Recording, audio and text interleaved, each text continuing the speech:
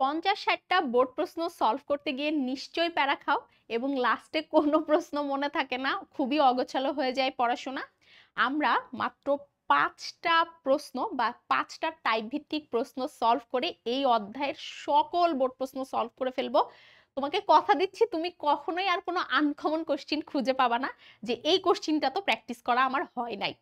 এবং এই অধ্যায়ের সবগুলো সৃজনশীল প্রশ্ন লেখার কৌশল, যেটা ফলো করলে তুমি পরীক্ষায় সর্বোচ্চ মার্ক অর্জন করতে পারবা, সেটাও বলে দিব। আর চলো ক্লাসটা তাড়াতাড়ি শুরু করি, কারণ এমন পারফেক্ট আর গুছানো ক্লাস তুমি আসলে কোথাও পাবা না। তো আমরা বিগত বছরের বোর্ড প্রশ্নগুলোতে সবচেয়ে বেশি যে প্রশ্নটা এসেছে আমাদের টাইপ 1, সেটা হচ্ছে জৈব যৌগের অসম্পৃক্ততা পরীক্ষা। তো উদ্দীপক থেকে তোমাকে আইডেন্টিফাই করে ফেলতে হয় যে তুমি আসলে অ্যালকিন অথবা অ্যালকাইন পেয়েছো। সেটা হতে পারে ethene, ethyne, butene, butyne, propene, propyne, যে কোনো কিছু হতে পারে। এরকম একটা যৌগ তুমি পেয়েছো।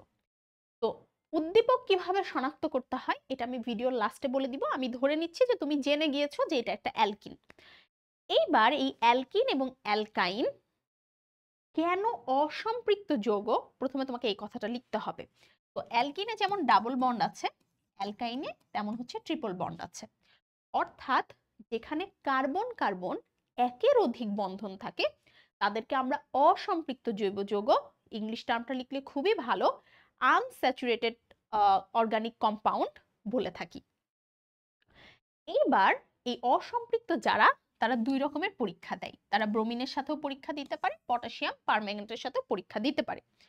পরীক্ষায় যদি উল্লেখ করে না দেয় যে ব্রোমিন লিখো বা পটাশিয়াম পারম্যাঙ্গানেট লিখো, সেক্ষেত্রে তুমি চাইলে দুটোও লিখতে পারো, বাট একটা লিখলেই আসলে হয়ে যায়, কারণ তুমি পরীক্ষা করে দিয়েছো, তোমার তো দুটো পরীক্ষা করার দরকার নেই। এইবার চলো আমরা একটু বইতে চলে যাই। তো বইতে গেলে আমরা দেখব যে আমাদের অ্যালকিনের মধ্যে, যেহেতু এটা অ্যালকিন নিয়ে কথা বলছি, অ্যালকিনের রাসায়নিক বিক্রিয়ার মধ্যে ব্রোমিন রিলেটেড একটা হচ্ছে বিক্রিয়া আছে। যে বিক্রিয়াতে আমাদের ইথিন ইথিন ব্রোমিনের সাথে বিক্রিয়া করেছে। এবং তোমাদেরকে আমি যখন ফুল প্লেলিস্টটা কমপ্লিট করাইছি, আমাদের যে প্লেলিস্টটা আছে সেখানে তোমাকে বলেছি যে যে কোনো অ্যালকিন যখন বিক্রিয়া করে ওর দুই হাত এরকম করে হাত ভেঙে যায় এবং দুইটা হাত তৈরি হয়, এবং সেখানে হচ্ছে আমাদের দুটো ব্রোমিন বসে যায়। এখানে যেহেতু দুটো ব্রোমিন, তার মানে ডাইব্রোমো, এবং এটা হচ্ছে দুই কার্বন, সেজন্য এটার নাম ইথেন। এই ব্রোমিনটা, এই ইথিনটা যদি আমাদের ইথাইন হতো তাহলে অবশ্যই এখানে দুইটা ব্রোমিন লাগতো বা দুটো ব্রোমিন গ্যাস লাগতো, অর্থাৎ মোট 4টা ব্রোমিন লাগতো। কেন? কারণ আমরা জানি এটা হচ্ছে আমাদের ইথাইন।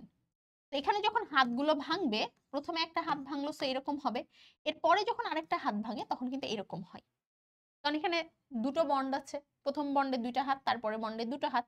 তো আমাদের কিন্তু ব্রোমিন আলটিমেটলি এখানে 4টা লাগছে। তাহলে এটার নাম কি হবে? এটার নাম হবে টেট্রা ব্রোমো। টেট্রা মানে কি? টেট্রা মানে 4, ব্রোমো ইথেন। এটা যেমন ডাইব্রোমো ইথেন, ওটা ওরকম টেট্রা ব্রোমো ইথেন। ডান। এখন কিভাবে প্রমাণ হলো যে এ আসলে অসম্পৃক্ত জৈব যৌগ? এই ব্রোমিনটা লাল কালারের ছিল, যেটা পরবর্তীতে বর্ণহীন একটা যৌগ দিয়েছে। তুমি যদি অ্যালকেন দিতা তাহলে কিন্তু এরকম হতো না, কারণ অ্যালকেন তো বিক্রিয়াই করতো না এই ব্রোমিনের সাথে। তো এই জিনিসটা আমাদের লাল ছিল, পরে বর্ণহীন হয়েছে। একইভাবে পটাশিয়াম পারম্যাঙ্গানেটও প্রথমে গোলাপি ছিল, পরে এটা কি কালার হয়েছে? পরে এটা বর্ণহীন হয়ে গিয়েছে। ঠিক আছে, আচ্ছা ফাইন। এখন আমরা যদি একটু পটাশিয়াম পারম্যাঙ্গানেটের কাছে যাই, তাহলে আমরা দেখব এখানে কি বলছে। এখানেও সেম কথা বলছে, আমাদের জৈব যৌগটার নামটা একটু মনে রাখতে হবে। এখানে নামটা হচ্ছে, ওখানে যেরকম দুটো ব্রোমিন যোগ হয়েছিল, এইখানে যেটা হয়, এই পটাশিয়াম হাইড্রক্সাইডের সাথে বিক্রিয়া করে। জিনিসটা হচ্ছে পটাশিয়াম হাইড্রক্সাইডের সাথে বিক্রিয়া করে এবং তৈরি করে একটা জায়মান অক্সিজেন। এই জায়মান অক্সিজেনটা, ওই যৌগটা যেহেতু জলীয় দ্রবণ ছিল, পটাশিয়াম হাইড্রক্সাইডের জলীয় দ্রবণ, তো ওইখান থেকে জল নাই, মানে পানি নাই, এবং এই পানির সাথে বিক্রিয়া করে এই যে দুটো হাত ওপেন হয়, দুটো হাতে দুটো OH বসিয়ে দেয়। এই যে দুটো OH বসাইলো, এই জিনিসটার নাম হচ্ছে ইথিলিন গ্লাইকল। এখন তোমার মনে প্রশ্ন হতে পারে, আপু আপনি একটু আগে যেভাবে অ্যালকিনের পরে অ্যালকাইনটা বলে দিলেন ব্রোমিনের ক্ষেত্রে, এটা তো সেরকম অ্যালকিনের পরে অ্যালকাইন বলে দেন। মজার ব্যাপার হচ্ছে বইতে এটা অ্যালকাইনেরটা বলা নাই। তার মানে আমরা বুঝতে পারছি আমরা যদি ব্রোমিনের পরীক্ষাটা শিখি আমরা অ্যালকিন এবং অ্যালকাইন দুটোই কভার আপ করতে পারবো। ফাইন। তো এই বিক্রিয়াটা একটু তুলনামূলক কঠিন, তো যারা সহজ চাও তারা হচ্ছে ব্রোমিনটা পড়বা, এটা দরকার নাই। এটা একটু বেশি লিখতে যারা চাও তারা এটা করতে পারো, কারণ এখানে আসলে দুটো বিক্রিয়া লেখা লাগে, ওইটা একটা বিক্রিয়া আর পরে ওইটা থেকে এটা হয়, সেটাই আসলে উদ্দীপকের মানে বর্ণনাতে লেখা আছে। তো তুমি বিক্রিয়া পড়বা, তোমার বর্ণনা অটোমেটিকলি হয়ে যাবে। তোমার কাজই হবে বিক্রিয়া পড়া এবং বিক্রিয়া পড়ে সে অনুযায়ী বর্ণনা লেখা। তাহলে এই প্রশ্নটা লেখার কৌশল হচ্ছে খুবই সিম্পল। প্রথমে আমি উদ্দীপক থেকে কেন সেটা অ্যালকিন সেটা বলবো, এরপরে অসম্পৃক্ত জৈব যৌগ কি সেটা বলবো, এরপরে ব্রোমিন পরীক্ষাটা কিভাবে হয় সেটা বলবো, এরপরে বিক্রিয়া লিখবো, বিক্রিয়ার বর্ণনা লিখবো, এবং এই পরীক্ষায় কিভাবে হচ্ছে ব্রোমিনের রং চেঞ্জ হয়ে গেল বা এই যৌগটার রং চেঞ্জ হয়ে গেল এবং সেটার মাধ্যমে আমরা বুঝতে পারলাম যে এটা অসম্পৃক্ত জৈব যৌগ সেটা বলবো। এভাবে 6টা স্টেপ ফলো করে যদি তুমি এই বিক্রিয়াটা বাই কোশ্চিনের অ্যান্সারটা লেখো, তাহলে তোমার মানে একদম যত মার্ক 3 হলে 3, 4 হলে 4, কেউ ঠেকাতে পারবে না। Okay fine. এরপরে আমরা চলে যাচ্ছি আমাদের দ্বিতীয় টাইপে, খুবই বেশি ইম্পর্ট্যান্ট একটা টাইপ। সেটা কি? সেটা হলো আমাদের পরীক্ষায় যে কোনো একটা কোশ্চিন, ধরি আমরা এই কোশ্চিনটা ধরি, মনে করো একটা অ্যালকেন আছে, সেটা যে কোনো অ্যালকেনই কিন্তু হতে পারে। এই ইথেন থেকে আমাদেরকে বলতে পারে ইথানল তৈরি করো, আবার অনেক সময় ইথেন থেকে বলবে ইথানোয়িক অ্যাসিড তৈরি করো, অনেক সময় বলবে ইথেন থেকে ভিনেগার তৈরি করো, অনেক সময় বলবে ইথেন থেকে সোডিয়াম ইথানয়েট তৈরি করো। ঠিক আছে? আচ্ছা, অর্থাৎ অ্যালকেন থেকে কি কি তৈরি হয়েছে? অ্যালকোহল, অ্যাসিড, এগুলো তৈরি করতে আমাকে বলেছে। হ্যাঁ, অথবা এই যে ইথিন থেকে সেম, দেখো বাদ বাকিটুকু সেম, অর্থাৎ অ্যালকেন থেকে যেরকম আমাদের অ্যালকোহল হয়ে কার্বক্সিলিক অ্যাসিড তৈরি করতে বলতে পারে, একইভাবে অ্যালকিন থেকেও আমাদেরকে একদম আলটিমেটলি যে কোনো একটা কার্বক্সিলিক অ্যাসিড তৈরি করতে বলতে পারে। এছাড়াও অ্যালকাইন থেকেও বলতে পারে। ওকে, এটা হচ্ছে আমাদের ওভারঅল একটা কোশ্চিন, যে কোনোটাই আমাদের বলতে পারে। এখন আমরা যদি এতগুলো কোশ্চিনের মানে করতে যাই, তুমি বুঝতেই পারছো এখানে কতগুলো কোশ্চিন হওয়া পসিবল, তুমি দেখতেই পাচ্ছ, আমাদের তো মাথা ঘুরে যাবে। সো আমাদের এখানে একটা টেকনিক শিখতে হবে যে কিভাবে আমরা যে কোনো জৈব যৌগ থেকে যে কোনোটাতে কনভার্ট হতে পারি। এইখানটাই আসলে জাদুটা। প্রথমে তুমি চিন্তা করবা যে তোমার কাছে কি আছে, আমি লিখি দেখো। প্রথমে তুমি চিন্তা করবা তোমার কাছে আছে হচ্ছে অ্যালকিন অথবা অ্যালকাইন, তুমি এভাবে চিন্তা করবা। আচ্ছা, খুবই ভালো কথা। আমরা জানি অ্যালকিন অথবা অ্যালকাইনের সাথে যখন আমি হাইড্রোজেন দেই তখন সেটা অ্যালকেনে পরিণত হয়, অ্যালকেনে পরিণত হয়। এটা আমরা জেনে এসেছি কিভাবে, অ্যালকিন এবং অ্যালকাইনের হাইড্রোজেন সংযোজন বিক্রিয়া থেকে আমরা এটা জেনে আসছি যে ডাবল বন্ড থাকলে ডাবল বন্ড খুলে যাবে, ট্রিপল বন্ড থাকলে ট্রিপল বন্ড খুলে যাবে।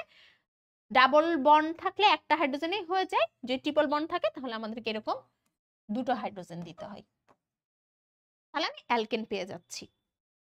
এইবার এই অ্যালকেন থেকে আমি বাদবাকি যৌগগুলো স্টেপ বাই স্টেপ তৈরি করতে থাকবো। তো আমরা আমাদের এই ম্যাজিক নোট একটু চলে যাই, দেখো খুব সুন্দর করে এখানে দেওয়া আছে। আমরা এখানে অ্যালকেন পেয়ে গেছি অ্যালকিন অথবা অ্যালকাইন থেকে। সো অ্যালকিন অথবা অ্যালকাইন থাকলে মাথা ঘামানোর দরকার নেই, প্রথমে আমি অ্যালকেন বানাই ফেলবো।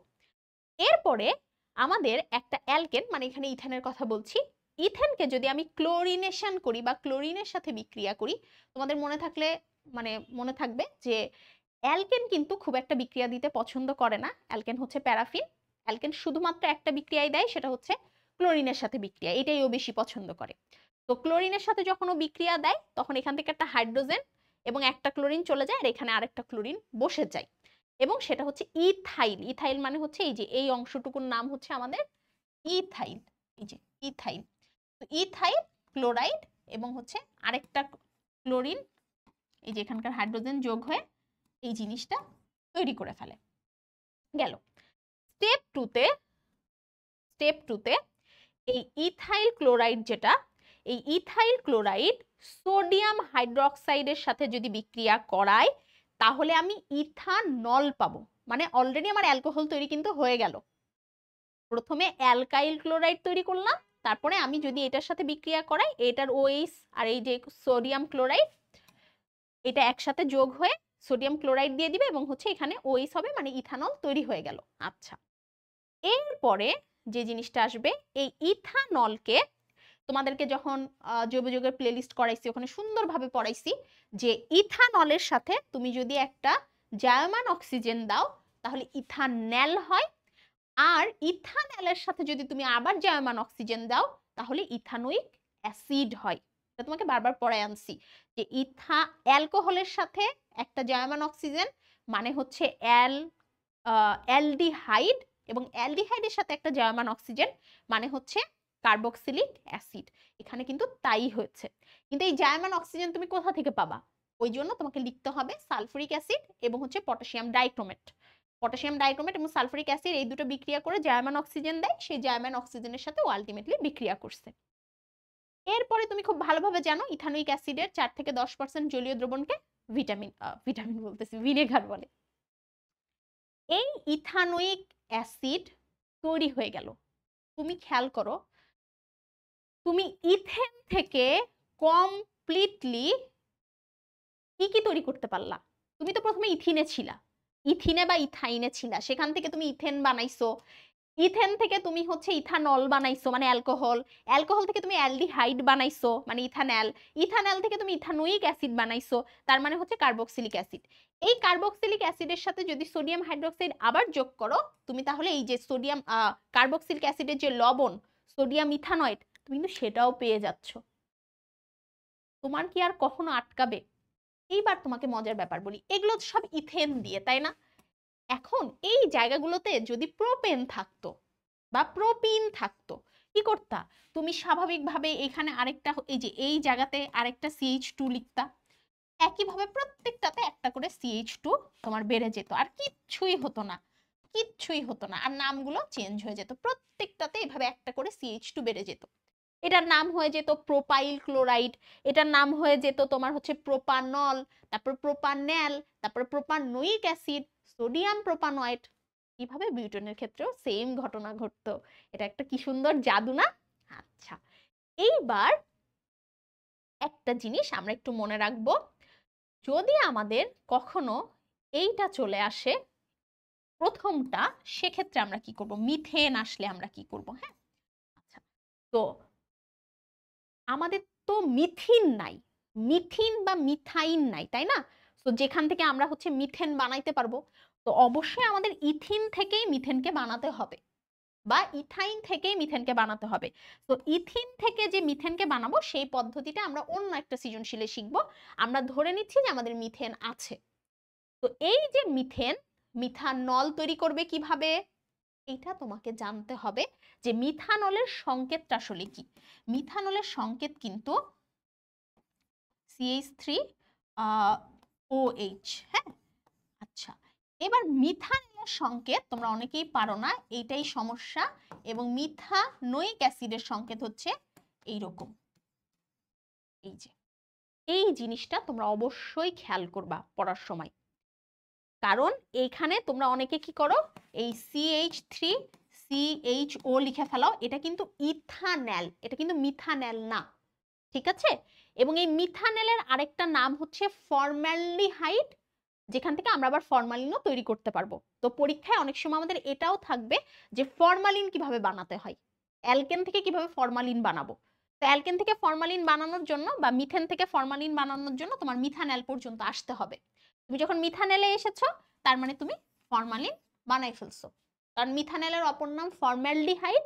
তো ফর্মালডিহাইড মানে হচ্ছে ফরমালিন, ঠিক আছে? ফর্মালডিহাইডের কত পার্সেন্ট জলীয় দ্রবণকে ফরমালিন বলে সেটা তুমি জেনে নিবা, নিয়ে তুমি এখানে ফরমালিনের সংজ্ঞাটা ওভাবে বসাই দিবা।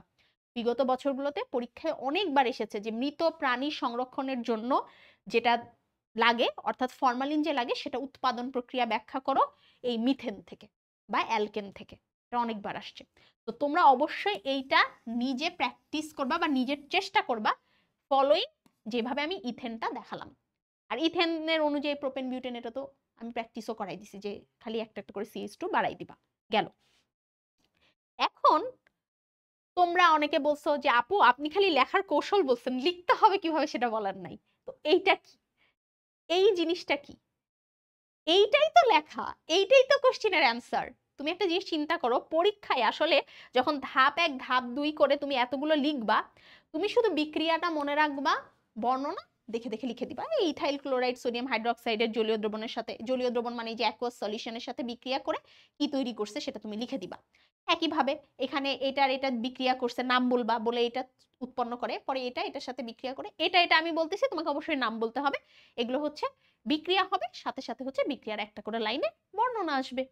আর প্রথম অংশে তো উদ্দীপক চিহ্নিতকরণ, সেটা তো মাস্ট, ঠিক আছে? তো এই প্রসেস ফলো করে তুমি বাকি সবগুলো লিখতে পারবা যতগুলো এখানে বলেছি। বাট এই জিনিসটা তোমার মাথার মধ্যে আগে ঢুকাই নিতে হবে কোনটা থেকে কোনগুলো গুলো গুলো গুলো তৈরি হয়। আচ্ছা, টাইপ 2 শেষ। এবার আমরা চলে আসছি টাইপ 3 তে। তো টাইপ 3 তে উল্টো ঘটনা ঘটাবো। আমরা এতক্ষণ কি করছি, ইথিন থেকে ইথেন তৈরি করছি। এবার ইথেন থেকে কি তৈরি করছিলাম, ইথানোয়িক অ্যাসিড তৈরি করছিলাম। আমরা এখন অ্যাসিড থেকে উল্টা দিকে আসব, অর্থাৎ অ্যাসিড থেকে আমরা হচ্ছে ইথেন বা ইথিন তৈরি করব, রিভার্স সাইকোলজিতে চলে আসব, ঠিক আছে? কিন্তু মজার ব্যাপার হচ্ছে, তুমি বোর্ড প্রশ্ন ঘাটাঘাটি করলেও দেখবা যে অ্যাসিড থেকে যখন হচ্ছে উল্টো সাইকোলজিতে যায়, তখন প্রোপানোয়িক অ্যাসিড যেটা হচ্ছে 3 কার্বন, এখানে কখনোই তোমাকে প্রোপেন বা প্রোপিন বলে না। অর্থাৎ অ্যাসিডে যত কার্বন থাকে তার থেকে অ্যালকিন বা অ্যালকাইনে 1 কার্বন কম বলে। অর্থাৎ এখানে 3 থাকলে এখানে 2 বলে, এখানে 4 থাকলে এখানে 3 বলে, এখানে 2 থাকলে এখানে 1 বলে। কেন বলে সেটা চলো দেখাই। কারণ হচ্ছে যখন আমি প্রোপানোয়িক অ্যাসিডের সাথে সোডিয়াম হাইড্রোক্সাইডকে বিক্রিয়া করায় সোডিয়াম প্রোপানয়েড তৈরি করব, এইটা মনে আছে আমাদের একটা অ্যালকেন উৎপাদন বিক্রিয়া ছিল যেটা হচ্ছে ডিকার্বক্সিলেশন। তো এই যে আমাদের যখন ডিকার্বক্সিলেশন হয় তখন তো একটা কার্বন বাদ চলে যায়, অর্থাৎ এখানে প্রোপানয়েড নিলে এখানে কিন্তু ইথেন তৈরি হয়। তো অবশ্যই তোমাকে বুঝতে হবে যে এখানে আমি যত নিয়েছি তার থেকে একটা কম তৈরি হবে। এরপরে আমাদের সেই ইথেন থেকে হচ্ছে ইথাইল ক্লোরাইড তৈরি হতে পারে, সেই ইথাইল ক্লোরাইড থেকে আমাদের ইথানল তৈরি করতে বলতে পারে, সেখান থেকে আমাদের ইথানল থেকে আমাদের আবার হচ্ছে ইথিন তৈরি করতে বলতে পারে। আমরা আগে ইথেন পর্যন্ত বুঝি, হ্যাঁ, যে ইথেন যে আমাদের তৈরি করতে বলছে সেটা আমরা বুঝি। তাহলে আমরা হচ্ছে প্রোপানোয়িক অ্যাসিড থেকে যখন তৈরি করব তখন কখনো আমাদের প্রোপেন তৈরি হবে না, আমাদের তৈরি হবে ইথেন। এইবার তুমি এতক্ষণ কি শিখছো, তুমি তো খুব সুন্দর করে এটা শিখে আসছো যে ইথিন থেকে কিভাবে ইথেন তৈরি করতে হয়, এটা শিখে আসছো না? এটা তুমি পারো, কি করো, একটা হাইড্রোজেন দিয়ে দাও এবং ইথেন তৈরি হয়ে যায়। কিন্তু যদি রিভার্স বলে, ইথেন থেকে ইথিন তৈরি করতে বলে, তখন কিভাবে তৈরি করবা সেটাই শিখবো। তো সেটা কিভাবে শিখতেছি, এই যে আমাদের ইথেন থেকে, ইথেন যখন ক্লোরিনের সাথে বিক্রিয়া করে তখন সেটা আমাদের ইথাইল ক্লোরাইড তৈরি করে। এই ইথাইল ক্লোরাইড যখন সোডিয়াম হাইড্রোক্সাইডের সাথে বিক্রিয়া করবে ইথানল তৈরি করবে, এবং এই অ্যালকোহল আমাদের বিক্রিয়া করে ইথিন তৈরি করবে। তোমার কাছে কঠিন মনে হতে পারে, তোমার কাছে কঠিন তখনই মনে হবে যখন তুমি জৈব যৌগের সম্পূর্ণ প্লেলিস্ট দেখে আসো নাই। তুমি যদি জৈব যৌগের প্লেলিস্ট দেখে আসো তুমি জানবা যে অ্যালকিন 2 ভাবে তৈরি করছিলাম, তার মধ্যে একটা ছিল অ্যালকোহল থেকে। তো অ্যালকোহলে আমাকে নিয়ে যেতে হবে, তাহলে আমি অ্যালকেনকে অ্যালকাইল ক্লোরাইড করে অ্যালকোহল করে নিয়ে আসলাম এবং সেই অ্যালকোহলটাকে ইথিন বানাই ফেললাম। ক্লিয়ার? এই সেম প্রসিডিউর ফলো করলে তুমি এই কয়টাও পেরে যাবা, অ্যাসিড থেকে অ্যালকেন অথবা অ্যালকিন, কিন্তু অবশ্যই মনে রাখবো যে একটা কার্বন কমে যাবে। ডান। এইবার আমরা হচ্ছে টাইপ 4 এ যাচ্ছি, যেখানে আমাদের বলেছে ইথিন থেকে মিথেন, প্রোপিন থেকে ইথেন। মানে কি? মানে হচ্ছে একটু আগে আমরা পড়লাম ইথেন থেকে ইথিন, খুবই ভালো কথা, একটু আগে তো আমরা এটা পড়ছি তাই না? এইবার এবং আমরা এটাও পড়ছি ইথিন থেকে ইথেন, এই দুটো জিনিসই আমরা পড়ছি। অ্যালকিন থেকে অ্যালকেন, অ্যালকেন থেকে অ্যালকিন, দুটোই পড়ছি। এখনো আমাদের অ্যালকিন থেকে অ্যালকেন বলছে, কিন্তু একটা কার্বন কমে গেছে, খেয়াল করো, একটা কার্বন কমে গেছে, তাই না? এটাও পরীক্ষায় বলবে। আচ্ছা, কিভাবে করব? আমি প্রথমে অ্যালকোহল তৈরি করে নিব। খেয়াল করো, অ্যালকোহল তৈরি করছি, অ্যালডিহাইড তৈরি করছি, অ্যাসিড তৈরি করছি। মনে আছে আমরা যেভাবে একটা ইথিন বা অ্যালকিন থেকে অ্যালকেনে গিয়ে, মানে প্রথম যে টাইপ 2 যেটা ছিল, সেই টাইপ 2 তে আমরা যেভাবে অ্যালকিন থেকে আলটিমেটলি একটা অ্যালকিন থেকে অ্যালকেন, অ্যালকেন থেকে কার্বক্সিলিক অ্যাসিড। সো এই পর্যন্ত তুমি অলরেডি পারো। এবার এইটার পরে তোমাকে বলেছি না কার্বন কমে যাবে, তো কার্বন কমছে মানেই হচ্ছে তোমার ডিকার্বক্সিলেশন বিক্রিয়া আসতে হবে। যেরকম এখানে আমি আগেই জেনে গেছিলাম যে আমার কার্বন হচ্ছে এখানে কমে যাবে, তো কার্বন কমছে মানে তোমাকে কিসে আসতে হবে? ডিকার্বক্সিলেশন বিক্রিয়াতে আসতে হবে। তাহলে তুমি একটু খেয়াল করো, আগের মতো সেম আমি আবারও বলছি, তুমি ইথিন যেটা সেই ইথিনকে তুমি হচ্ছে ইথানল বানালা, এবার ইথানলকে তুমি ইথানল বানালা, ইথানলকে ইথানোইক অ্যাসিড বানালা। তুমি এভাবেও করতে পারো, অথবা তুমি যেভাবে শিখছো যে ইথিনকে তুমি ইথেন বানাও, ইথেনকে তুমি হচ্ছে অ্যালকাইল হ্যালাইড বানাও, অ্যালকাইল হ্যালাইডকে তুমি হচ্ছে অ্যালকোহল বানাও, অ্যালকোহলকে কার্বক্সিলিক অ্যাসিড, কার্বক্সিলিক অ্যাসিডকে আলটিমেটলি হচ্ছে ইথানোইক অ্যাসিড। তুমি এভাবেও করতে পারো, তোমার ইচ্ছা। এবং ওইটাকে আলটিমেটলি হচ্ছে আমি যখন সোডিয়াম হাইড্রোক্সাইড দিয়ে বিক্রিয়া করাবো তখন দেখবো যে ওইটা হচ্ছে আমাদের একটা সোডিয়ামের লবণ দিছে, এবং এটা বিক্রিয়া করালে ওইটা হচ্ছে কার্বন সংখ্যা আমাদের ইজিলি কমে যাবে। আচ্ছা, ঠিক আছে, গেল। এরপর আমাদের সর্বলাস্ট সেটা হচ্ছে টাইপ 5। টাইপ 5টা আমরা যেহেতু এতগুলো টাইপ পড়ে ফেলছি, এতগুলো না, আমরা মাত্র 4টা টাইপ পড়ছি, আমাদের অটোমেটিকলি এই টাইপটা হচ্ছে মনে থাকবে। সেটা হচ্ছে প্রোপিন থেকে ইথানোইক অ্যাসিড। আমরা কিন্তু অলরেডি ইথিন থেকে ইথানোইক অ্যাসিড শিখছি, কিন্তু প্রোপিন থেকে ইথানোইক অ্যাসিড যখন বানাতে বলছে, সমস্যা হচ্ছে একটাই, যে একটা কার্বন এখানে মিসিং আছে। এই যে একটা কার্বন যেখানে মিসিং আছে সেটা আমরা কিভাবে কম্পেনসেশন করব, চলো পড়ি। ইথিন থেকে মিথেন বা প্রোপিন থেকে ইথেন আমরা 4 নং প্রশ্নে কিন্তু অলরেডি শিখে আসছি।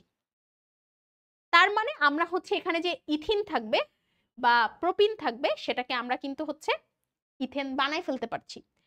এবার এই যে ইথেন থেকে আমরা ইথানোইক অ্যাসিড বানাইতে পারি, হয়ে গেল। তোমার কাজ কি? প্রোপিন থেকে ইথেন বানানো। ইথেন থেকে ইথানোইক অ্যাসিড তুমি অনেক আগে শিখে আসছো। তো এইভাবে এই পদ্ধতিগুলো যদি তুমি ফলো করো, এই তো আমাদের লাস্ট এটাই, মোট 5টা আমি যেটা বলেছিলাম 5টা টাইপ, এর মধ্যে সকল টাইপ কভার হয়ে গেছে। তোমাকে কষ্ট করে কি করতে হবে? তোমাকে কষ্ট করে জাস্ট এই টাইপগুলো পড়তে হবে, এবং এই টাইপের কোনটার সাথে কোনটা করলে কি উৎপন্ন হয় সেটা জানতে হবে, এবং পাশাপাশি হচ্ছে এই যে বিক্রিয়ার যে ধাপগুলো আছে এগুলো মুখস্থ করে ফেলতে হবে।